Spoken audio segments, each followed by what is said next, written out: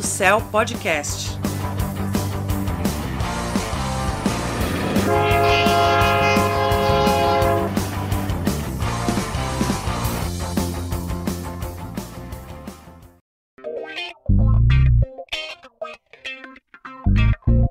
Olá, amigos do Blue Sky! Obrigada por estar com a gente em mais um episódio do Trem do Céu, o podcast sobre o que todo mundo comentou no Blue Sky na última semana. Nesse episódio, damos um adeus saudoso à maravilhosa Nied Guidon e falamos de uma filha da pátria bem fujona, sobre falsas simetrias, pau que presta, a briga dos Cheetos de peruca com o Kiko do foguete e muito mais. E lembramos que todas as arrobas e links que a gente mencionar estão na descrição do episódio, para você seguir e ficar por dentro também.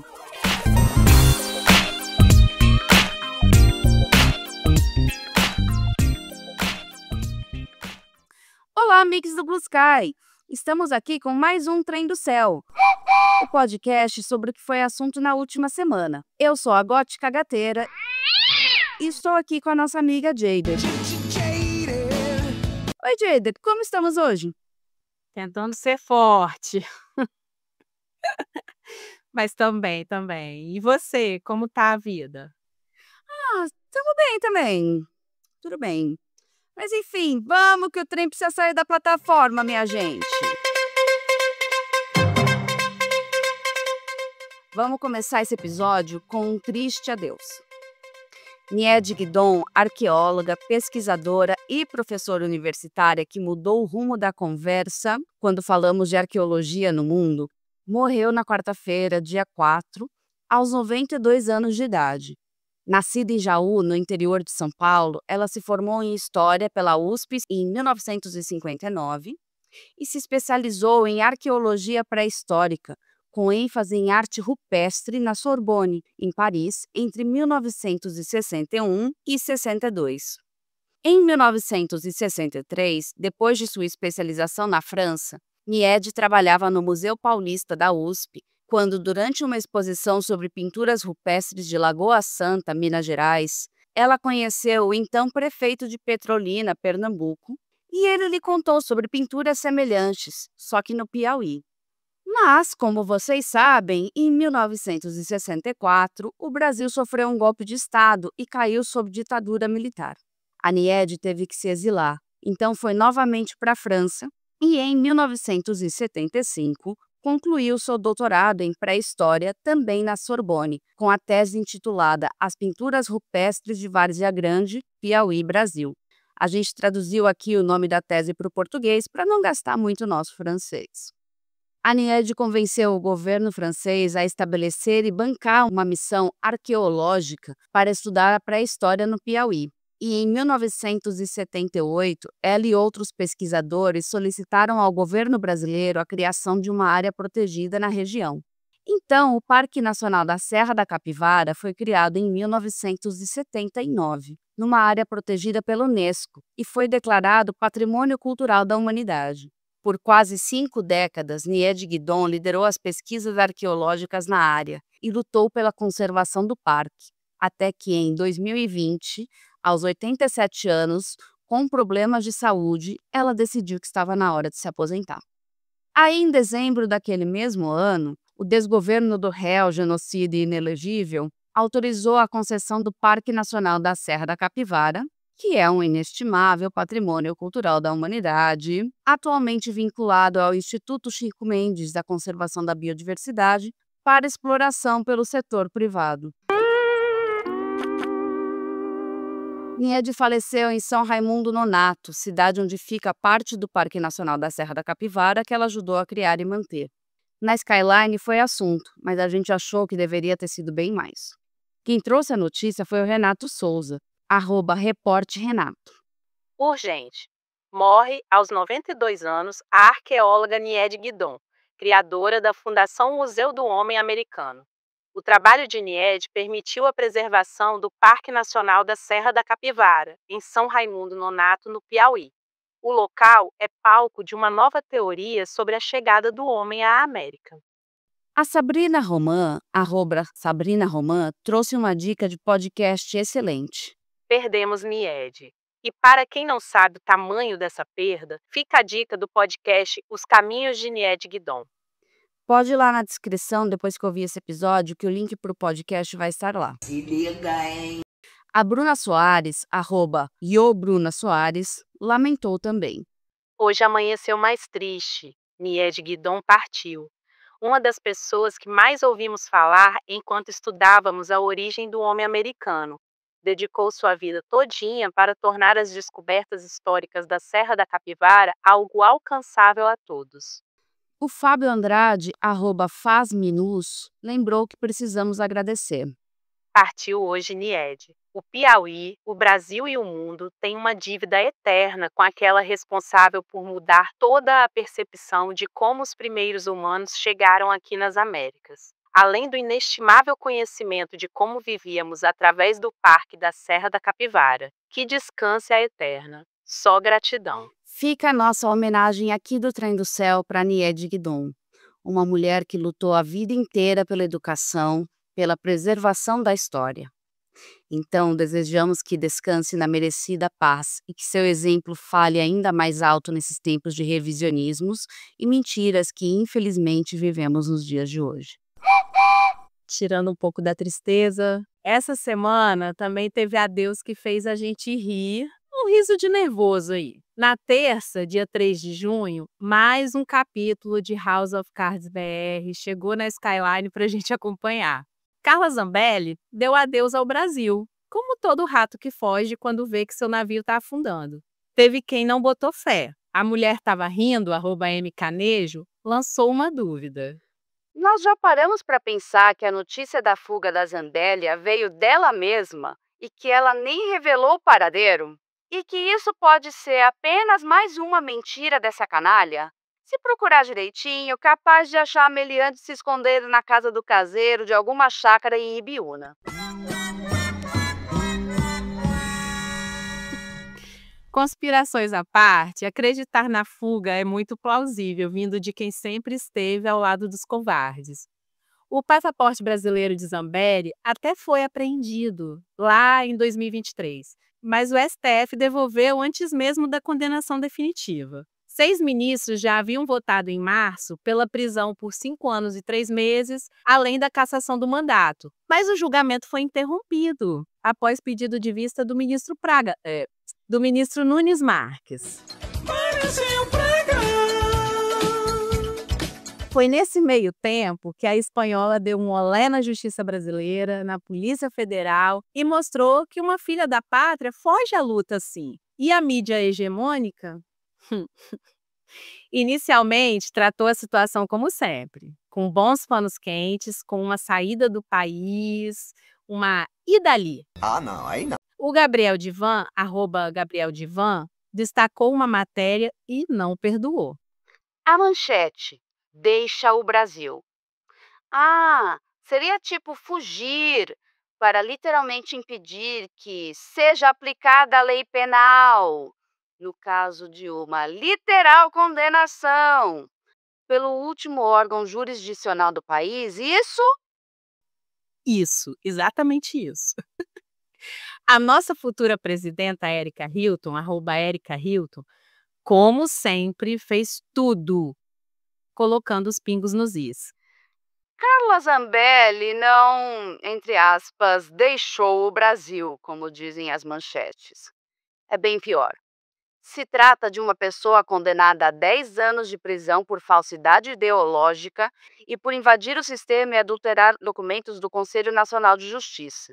O que Carla Zambelli fez foi fugir da justiça brasileira. Você é uma fada perfeita, sem defeitos. Pensando pelo lado prático e jurídico, ela não poderia ser presa preventivamente? Teoricamente, sim. Mas na prática, prisão preventiva sempre foi uma espécie de moeda, né? Funciona bem para quem furta um pacote de biscoito, para quem tem chance de ser eleito, para rapper da quebrada, mas não é para qualquer um. Quando se tem poder, e principalmente quando se é de direita, tudo é diferente, né?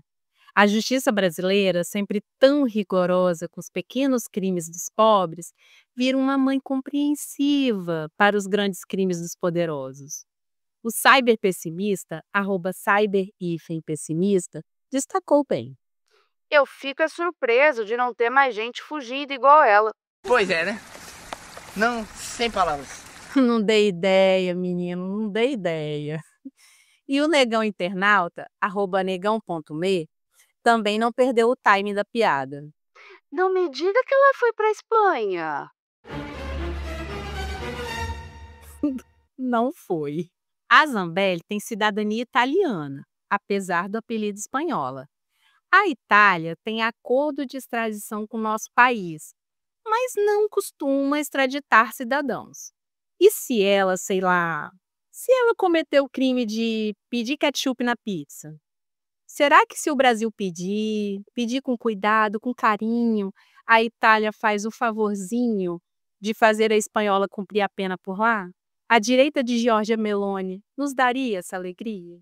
O Jeff Nascimento, @jnassim.info, compartilhou o vídeo de uma entrevista que a Zambelli concedeu logo que a notícia se espalhou e observou.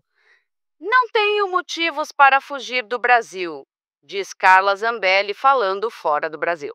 Ah, tô sabendo. É tipo dizer, nunca usei Photoshop numa foto com filtro de anime, né? Bando de ridículo. Zambelli saiu do Brasil pela fronteira com a Argentina, sem controle migratório e registro pela Polícia Federal, e foi direto para os estragos fodidos, mas já avisou que vai mesmo é para a Europa.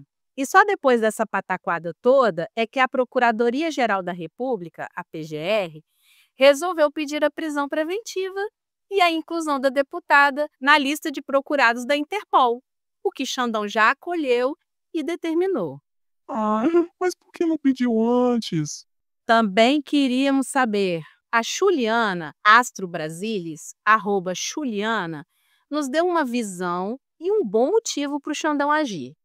Eu tô torcendo para essa fuga da Zambelli virar ainda mais motivo para mandar enjaular o vagabundo do Jair. Tá na hora do pau. Nós também, Xuliana, nós também. Um plot twist veio no dia seguinte, graças a um jogador de GeoGuessr, que deu a localização exata da Zambelli, em Fort Lauderdale, na Flórida.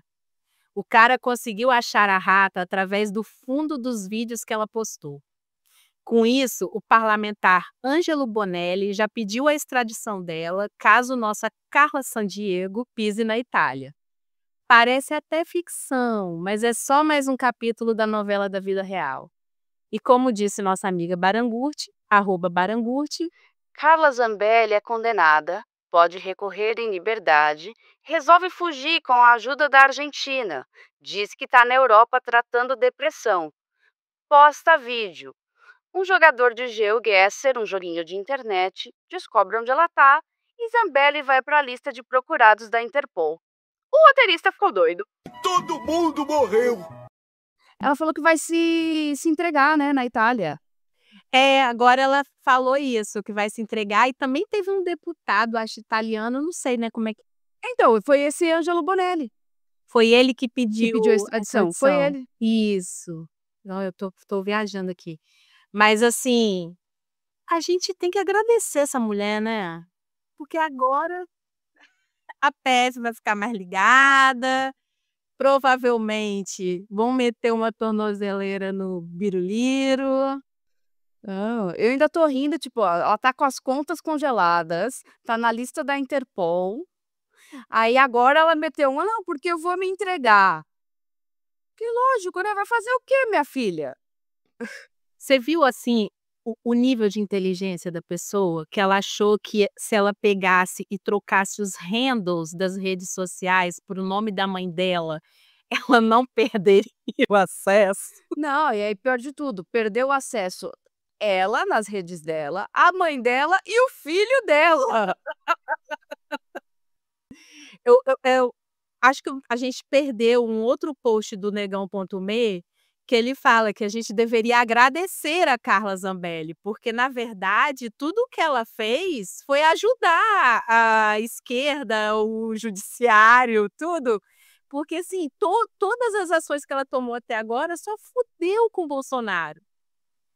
Não, e Fudeu assim, com a direita. ela pode agora meter um tipo, tá vendo? Foram me abandonar, tô me vingando. Ou, né, que ela sempre foi da Infiltrada. Nossa, não, obrigada. Não, não quero. Não quero. É. Vou ficar pra lá. Enfim, continuando no assunto justiça na prática, com todos os recortes que a gente conhece, de classe, de raça e de território, vamos falar de limite mais uma vez. Porque, de um lado, temos o Léo Lins, bem posicionado financeiramente, que se diz humorista e decidiu transformar preconceito em modelo de negócio, que foi condenado a 8 anos de prisão por publicar vídeo no YouTube com mais de 3 milhões de visualizações, com piadas que atacam pessoas negras, portadores de deficiência, nordestinos e tudo mais que você possa imaginar que um algoritmo do ódio gosta. Não demorou para uma galera gritar que é censura, que tentam calar o humor, que vai acabar o humor. Fim dos tempos mesmo, viu? Fim do mundo, bem que o povo da igreja fala. O Judes, @Need for Speed, trouxe para a Skyline uma explicação em vídeo muito importante. Pessoal, conversa muito rápida sobre a condenação do Léo Lins, o humorista, ou entre aspas, humorista, que foi condenado por crimes como racismo e outros tipos de preconceitos como LGBTfobia. Primeiro que o humor ele não é descolado das suas implicações éticas, ou seja, quando a gente faz rir de algo, a gente está promovendo uma perspectiva, um afeto sobre aquele algo. Há muitos modos de rir sem ofender uma minoria racial, uma minoria de gênero, uma cultura, uma religião, etc. É possível, muita gente faz isso e faz muito bem. O que acontece com o Léo Lins não é censura, esse corporativismo de alguns humoristas em dizerem que, então depois vão atrás da gente, não é justificado, porque, como pesquisador de radicalização de jovens nas redes sociais, o dispositivo essencial para captura e para dessensibilização desses jovens no primeiro momento é o humor. O humor, o meme, aquele meme limítrofe, que é um meme que é levemente racista, levemente homofóbico, levemente antissemita, levemente islamofóbico. O jovem que dá risada daquilo, ele vai cada vez mais sendo exposto a memes e piadas para não só testar o quanto ele aceita disso, mas para ampliar a capacidade dele de receber conteúdos violentos, porque ele vai se dessensibilizando. A culpa é do humor? Não é do humor, mas ele é um veículo para isso. O humor é um modo de expressão maravilhoso para a humanidade, mas ele também pode ser usado, e é historicamente usado, para propagar preconceitos. De onde vocês acham que vem a ideia de que loira é burra ou que mulher dirige mal? Isso não está baseado em fatos, está baseado em piadinhas, assim como preconceitos mais arraigados e mais profundos, como preconceitos raciais e de gênero. Portanto, a condenação do Léo Lins não tem a ver com liberdade de expressão, não tem a ver com censura, tem a ver com responsabilização por crimes, porque no momento que ele tem um microfone, no momento que ele tem uma câmera, que nós temos uma câmera e falamos nas redes, como eu estou fazendo agora, nós temos responsabilidade por aquilo que a gente vai produzir, e se é crime, tem que ser responsabilizado, basicamente isso. Sim, o Judes desenhou o que a gente já alertou e vai sempre alertar por aqui. Você pode falar, mas tem que entender que você se responsabiliza pelo que você fala. Curiosamente, essa mesma galera defensora fervorosa do humor e da liberdade de expressão não parece muito preocupada quando a expressão vem da quebrada, vem da favela, vem do funk, do trap. Porque na mesma semana, do outro lado, MC Pose, do Rodo, foi preso numa operação cinematográfica, com helicóptero, sirene, show de força e tudo que se tem direito. A base da acusação? Analogia ao crime em letras de música. É o Pose do Rodo, a cara do crime. Ela fala que quer crime, eu sou criminoso. Ela é da zona sul, eu sou criado rodo. Ela fala que me ama, mas não me engana. Que vagabundo nato não se apaixona. Mas se for um lance ao bicho, pode fuder comigo, que eu vou fuder contigo. Tesão com perigo. Não faltou gente traçando paralelo, como se fosse possível comparar a prisão com base em uma acusação há uma condenação por crime que ainda nem foi executada, contra a qual ainda cabe recurso e o cara permanece livre, podendo recorrer em liberdade. Olha a audácia desse filho da puta! Em tempos de muito se falar de cultura woke, o Esteban, @hyperpreto, refletiu uma tendência. Essa prisão do Léo Lins é claramente uma campanha contra as minorias que ele ofendeu. A opinião pública está toda do lado dele, os famosos fazendo praticamente campanha a favor do cara. Vai virar um mártir já já. Ah, pelo amor de Deus. E não é que vira mesmo. A fila dos defensores da liberdade de expressão do Léo Lins está tão grande que parece até fila para pegar coisa de graça. Só falta a faixa escrito Força Guerreiro! É sintomático ver que a fila é toda de homens, héteros, cis e que também contam com um sistema que os privilegia. Que não ganha esse tipo de solidariedade, mesmo sendo homem, hétero, cis e com dinheiro? MC Pose. Porque aí, de repente, não vale mais a lógica do é só uma letra de música. É só uma persona artística. O Matias Max, @MatiasMax, comentou. Muita gente postando sobre o quão errado foi a condução da prisão do Pose. Mas blá blá blá, tráfico, apologia, facção. Se tu não acha um absurdo MC sendo preso por tocar som de favelado na favela, você está apenas aplaudindo o plano do Estado de amedrontar toda uma geração. Porra, é pânico e terror, caralho! E é plano mesmo, é método. A jornalista Cecília Oliveira, @cecilia.com.br, trouxe para a Skyline o link de uma matéria escrita por ela, que aponta que tem dedo gringo nisso. Desde 2019, os estragos fudidos, sempre eles, financiam operações no Brasil, com foco em supostas organizações criminosas transnacionais. Eu nunca me intrometi na sua vida! Pois é, não basta estragar a terra deles. Na prática, a lógica da guerra às drogas. Aquele velho filme fracassado que a gente finge que não está passando há décadas. Segue sendo aplicada, mas agora com uma nova embalagem. Show policial, mídia e criminalização da cultura. Um modelo que não mira em quem lava dinheiro de verdade, quem financia, quem movimenta bilhões em offshores. O alvo, como sempre, são as pessoas pretas periféricas e a cultura que produzem. MC Pose do Rodo, que canta sobre sua realidade, vira peça simbólica desse jogo. Sua prisão serve mais para enviar um recado do que para resolver algum problema real. Cecília também destacou o habeas corpus concedido ao MC. Foi decretada a liberdade de Pose do Rodo. Há coisas interessantes na decisão.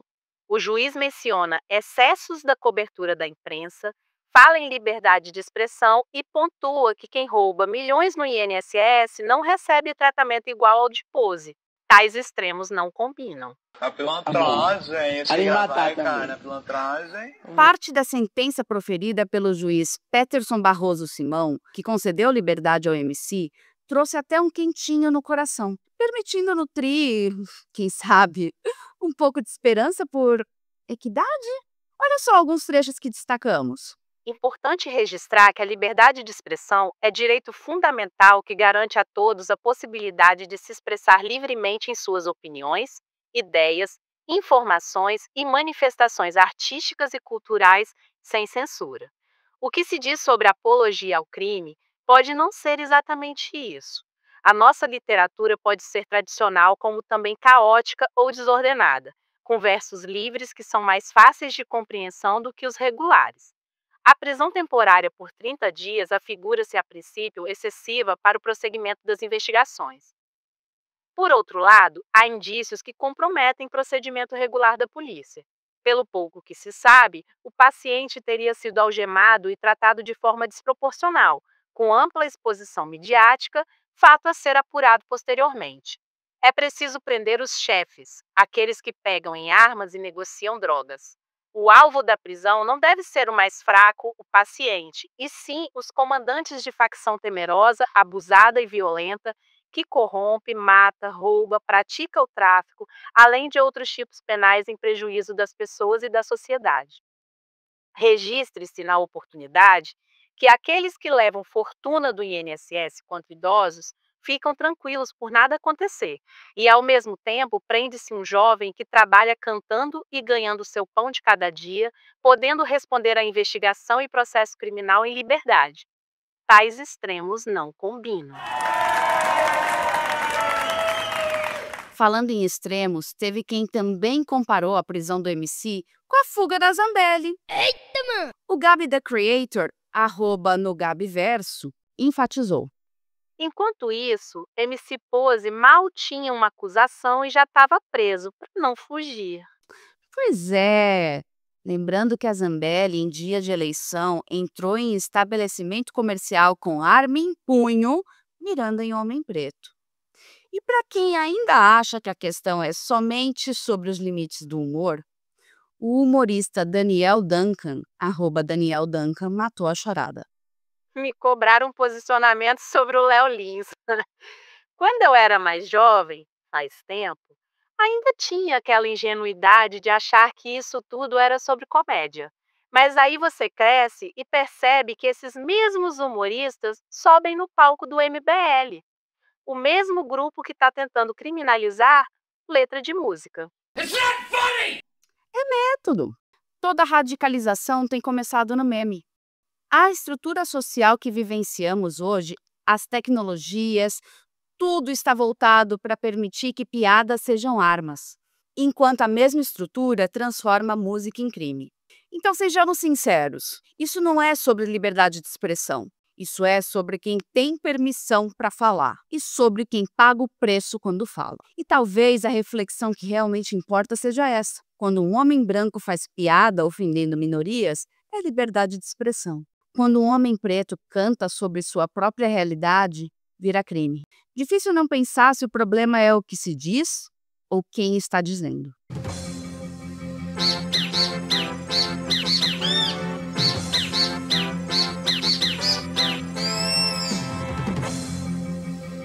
E o pau continuou torando, mesmo depois do episódio gravado.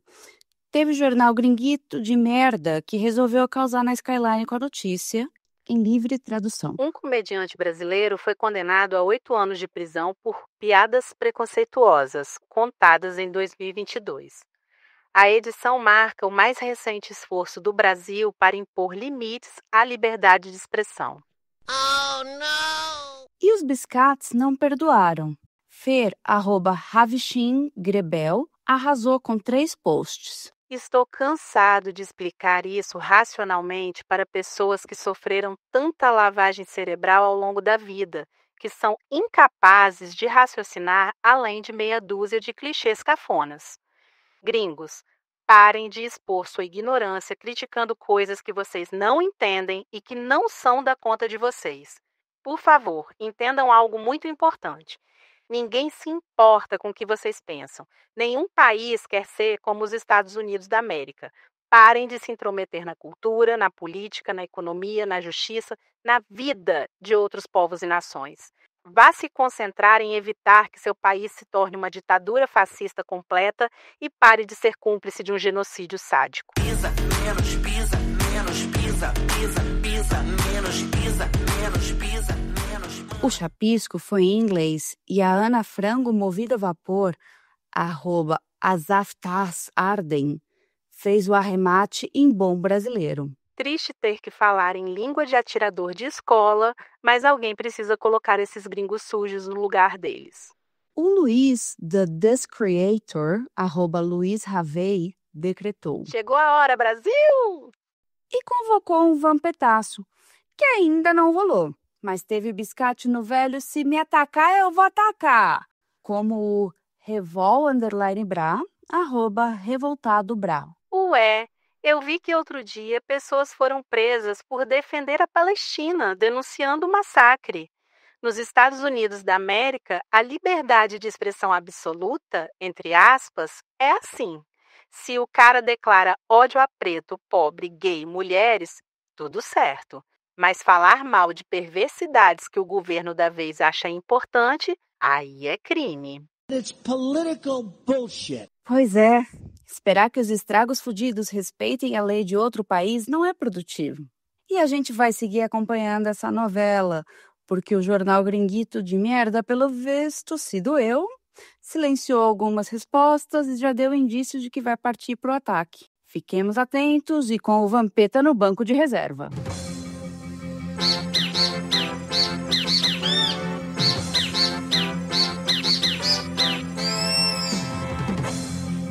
Que nossa vila é uma eterna quinta série, a gente já tá careca de saber, né? Mas é só falar de pau que o assunto domina as paradas. Tudo começou quando a Carolina Mitrová, @natdernatur, postou um checklist moderno. No matter what, você só pode ter 3 itens em um único namorado.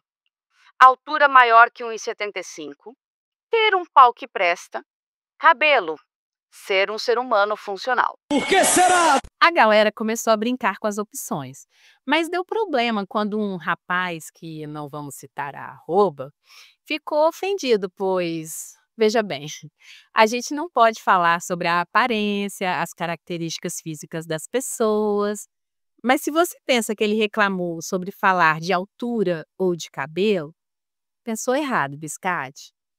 O que tirou esse mano do sério foi a opção pau que presta. Será se precisava mesmo passar esse recibo de pau imprestável? Talvez o gatilho tenha vindo antes, na verdade, lá de abril, mas reapareceu semana passada na Skyline. O making of da vida alheia, @madeinbajur, trouxe um print de uma mensagem recebida no NGL, o Ninguém Lê, que dizia o seguinte: Ai, mas como saber se meu pau é pequeno? Como saber se ele é fino? Acabou a discussão. Vos trago o teste do tubete. Se teu pau é maior que o rolo do papel higiênico, não é pequeno. Se ele não consegue passar inteiro pelo tubo, não é fino. Teste 100% preciso e com aval científico. Pego no meu pau. A vila adorou. A gente curte demais a ciência e o conhecimento, não é mesmo? O Bodinho Viscas Bar e Lanches, @bodinho loiro, já partiu fazendo sketch. Se você pegar o tubo vazio do papel higiênico, vai saber se o pau é grosso ou não. Interessante, senhora, mas eu preciso de novo do seu CPF para o cadastro. Que cara mais engraçado. A quarta leitada do dia, @arioldo, não entendeu muito. Tem que enfiar o pinto no rolo de papel higiênico e registrar nas redes sociais para ter sucesso na luta contra a direita, é isso? Que loucura, tá todo mundo louco aqui, o Romão tá falando coisas loucas. E a Aline, @AlineIfen-O, estava se sentindo muito empática. Se eu fosse homem, estaria pegando um rolo de papel para fazer um teste. Nossa! Já na sexta, o Includes the Hit Beleza Rara, @tiavelha, postou. Coisas incríveis seguem acontecendo. O post trazia um print de algum site com seção de perguntas. Você considera desrespeitoso uma pessoa chegar no trabalho com a vagina e ou o ânus cheios de esperma, mesmo que seja por dentro da calcinha ou da cueca? Uma pessoa transar com o namorado sem proteção antes de ir trabalhar e então vestir a roupa enquanto ainda tem esperma fresco e em grande quantidade dentro do ânus e ou da vagina, e a pessoa vai assim para o trabalho, sem ninguém ver, mesmo sem ninguém saber. Você considera falta de respeito chegar no ambiente de trabalho assim? Considera moralmente desrespeitoso mesmo que só a própria pessoa saiba? Será? A Mariana Z, @MarianaZZZ, resumiu bem o sentimento da vila. Jandira, minha querida, fico muito feliz que você tenha poucos problemas na vida. Se faz de louca que o pau te acha. Assim, gente, só para avisar, quem fez o print, né, quem fez a pergunta, foi a Jandira, por isso que estamos falando dela. O mundo gira e a vila continua entregando muito quando o assunto é sacanagem.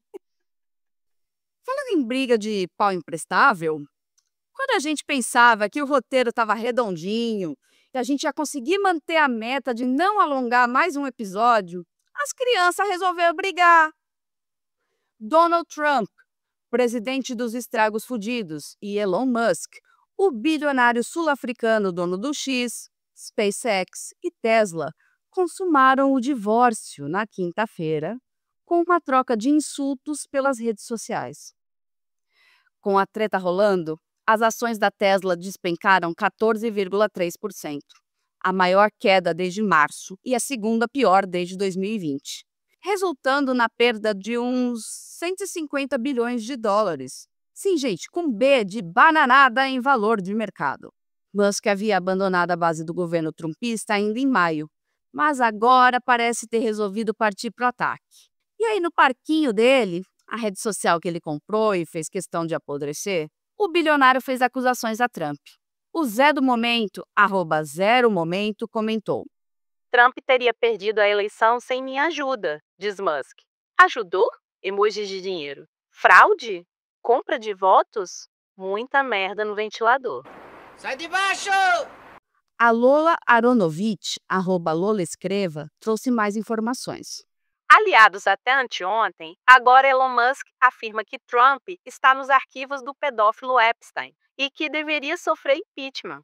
Outro membro da extrema-direita, Steve Bannon, pediu para que Trump deporte Musk e fique com o X. Imagine como eles tratam os inimigos. Que Deus perdoe essas pessoas ruins. Pois é. O Bannon, guru da ultradireita, recomendou à administração trumpista iniciar investigação sobre o status migratório de Musk, sugerindo que poderia ter ocorrido fraude no sistema de vistos para obter cidadania norte-americana. E sobre o post de Musk, citando os arquivos Epstein, teve burburinho na Skyline. O Luan Gomes, @LuanUFAL, lançou a dúvida. Então quer dizer que o Elon Musk sabia que o Trump era pedo e, além de o apoiar, ele deixou um pedo conviver com seu filho? Que nojo! E o Frederico Campos, @ScumbagFredinho, fez questão de responder. Para quem estava usando o moleque como escudo humano contra atentados, eu não duvido de mais nada, família. Que show da Xuxa é esse? O Caio Bittencourt, @CaioBittencourt, trouxe um quote gringo com um vídeo do Bannon pedindo para nacionalizar a SpaceX. É isso mesmo. Quando a água bate na bunda, liberal não se faz de rogado e quer que o Estado seja mãezona.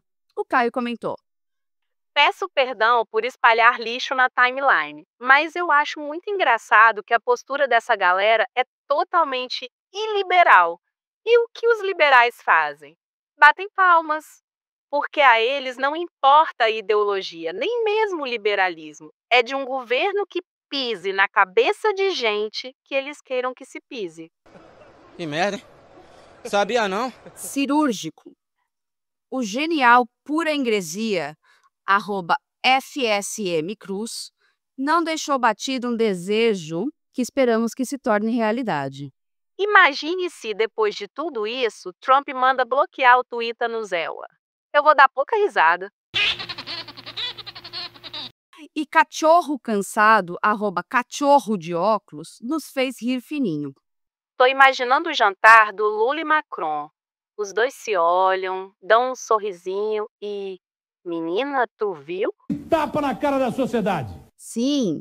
Enquanto Lula e Macron estão distribuindo fotos quase íntimas nas redes sociais, deleitando-se com champanhe e a Torre Eiffel ao fundo verde e amarela, Trump e Musk estão precisando da camiseta da União? Será? Há quem duvide, sempre tem. O Serge Katz, @SK-Serge, trouxe uma análise curiosa para a Skyline. Falando sério agora. A briga entre Trump e Musk vai ser uma distração sobre Epstein, porque eles não vão querer entrar na briga de verdade. Aí teriam que fazer acusações mútuas sobre o trabalho do Doge.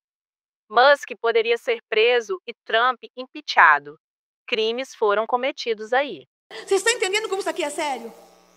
Para quem não entendeu, vamos lá. O DOGE, Departamento de Eficiência Governamental, é, ou era, o órgão responsável por reduzir os gastos do governo dos estragos fudidos e cortar empregos. No DOGE, Elon enfrentou contestações legais sobre o escopo de seu trabalho, sendo criticado pela falta de transparência, bem como por ele e a equipe não alcançarem economias próximas às metas estabelecidas.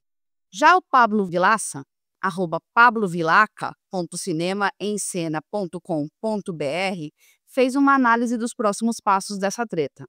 Nenhum dos dois possui princípios. Tudo que Trump e Musk construíram, incluindo relações pessoais, parte da lógica da vantagem pessoal. Portanto, não se espantem se logo a briga se dissipar. No instante em que perceberem que a disputa prejudica os dois, darão um jeito de fingir que nada aconteceu. Dirty, rotten traitor. Achamos pessimista. Queremos que o circo pegue fogo, que o Kengarau queime, que isso vá longe. O Eduardo Sterzi, @EduardoSterzi, fez a gente imaginar e sorrir com 2 posts. Imaginem o dilema de ser bolso afetivo num dia como hoje. Com uma mão nas bolas murchas de Trump, a outra nas bolas murchas de Musk, cada um deles correndo para um lado diferente enquanto trocam ofensas e acusações. E os braços do bolso afetivo se espichando como os do Senhor Fantástico, agora servo fanático, o otário sem saber as bolas de quem soltar primeiro porque ainda não chegou no zap dizendo o que ele deve pensar. Ai, meu coração, meu cozinho. Perdão. Coisa linda! O Rui Martins, @RuiMartins, tá atento ao House of Cards gringo. Na guerra Trump e Musk, o mais curioso é o silêncio de Vance. Made in the USA. Brasileiro já tá escaldado, né? Tem que sempre ficar de olho no vice. Né, menino? Olha, nessa briga, eu tô muito do lado da briga. É aquilo, o inimigo do meu inimigo continua sendo meu inimigo, mas que eu gosto de ver o pau torando, eu gosto. Pérolas celestiais. Vamos começar as pérolas celestiais com uma dúvida lançada pelo Acabou Pra Ser Fi, @lavamos. Dúvida sincera, galera. Se o Cajuru gozar dentro e engravidar alguém, como ele tem um pau que é metade de gente, metade de borracha, nasce um bebê reborn? Dose segura de crack. Foi muito pau na Skyline na semana passada, hein? E esperamos que nada nasça, pro bem da humanidade. O Tamaro Taco, @Fábio Muniz, exaltou mais uma expressão brasileira maravilhosa. Se você falar salvo engano antes, você pode falar absolutamente qualquer coisa, e isso é libertador. É isso mesmo. O Charlinho Xavier, @Charlinho Xavier, respondeu ao Tamaro Taco com outra pérola da língua brasileira. Eu gosto do "me corrija se eu estiver errado", porque demonstra humildade e tu joga pra pessoa a responsabilidade de avaliar a barbaridade que você vai dizer. Meu coração é pura maldade. Indeseja, @Indeseja, percebeu algo na Skyline. Buscar e tem uma coisa meio todo mundo é mutual de todo mundo. Sempre que você entra no perfil de mutual, descobre que outros 30 mutuals são mutuals também. E é tipo um rebuceteio, mas de mutual. É legal, né? O Gustavo Mano, @Mano, postou uma indignação super válida. Telemarketing deveria ser crime. Todo uso telefônico por empresa precisa ser rigorosamente fiscalizado com a proibição de qualquer ligação que não seja singularizada. Eu tenho um ódio profundo do que fizeram com o que costumava ser o meio mais ágil de comunicação. E morreu. Compartilhamos desse sentimento, mano. A Carol Sueto Moreira, @Casueto Moreira, nos marcou e ajudou na pauta. Ela postou: A conversa mais blue sky possível, protagonizada por asteísmo e beatnik. Babs da biblioteca, asteísmo. Gente, a impressora tá úmida por dentro, beatnik. Tava imprimindo contos eróticos? Pois é, não é? Ainda achamos que a Jandira, da dúvida sobre ir leitada para o trabalho, estava, na verdade, lendo contos eróticos e deixou um pensamento intrusivo se manifestar. Acontece. E para arrematar as pérolas, vamos viajar com arte. A Sui, @SWY, pintou um cenário futuro que muito nos agradaria. O ano é 2026. A esquerda está exausta e atordoada. A direita domina todos os cenários possíveis. Sua vitória nas eleições é iminente. Neste momento, toca a campainha do barraco do Galocura. É Greta Thunberg. Logo atrás dela, uma multidão de jovens usando camisetas de grupos coreanos. Ouve-se um buzinaço. Vários ônibus da Gaviões param em frente à Galocura e descem dele um mutirão de gays uniformizados com suas bandeiras da Lady Gaga, Taylor Swift e Sabrina Carpenter et al. Por fim, a multidão se abre, dando passagem à nossa última esperança de salvar o país, Erika Hilton. Maravilha! Sui, muito talento para escrever roteiro, Sui. Continue, por favor. E agora vamos aos aniversários. Happy birthday, yo-ho! Happy birthday, yo-ho! Happy birthday to you! Na semana passada, a gente comemorou no dia 2 o aniversário do Humberto Paiva, @HumbertoPaiva. No dia 4, foi festa em dose dupla, com comemoração dos aniversários do Marcelo, @MCaniator, e do queridíssimo Trenzinho Junino, @Mineiro dos Mares. E fechamos as comemorações da semana com o aniversário do C. Emanuel B. Laguna, @MaxLaguna, no dia 7. Parabéns, pessoal! Feliz aniversário! Feliz aniversário, meu amor! E a gente agradece especialmente a todos os biscates que contribuíram com a nossa pauta. É por causa de vocês que o Blue Sky vale a pena. Tem algum tema que você acha que deveria entrar no próximo episódio do Trem do Céu? Conta pra gente ou marca nossa arroba no post. Queremos muito ver. E segue nosso podcast na sua plataforma preferida. Deixe um comentário pra gente saber o que você achou desse episódio e deixa aquelas 5 estrelinhas para fortalecer o rolê. Esse projeto é 100% independente, alternativo e feito por mulheres. Seu apoio faz toda a diferença. Quer trocar uma ideia? Fala com a gente lá no Blue Sky. É só procurar por @tremdocéu. Obrigada, beijo grande e uma ótima semana. Obrigada, pessoal. Um beijo, ótima semana.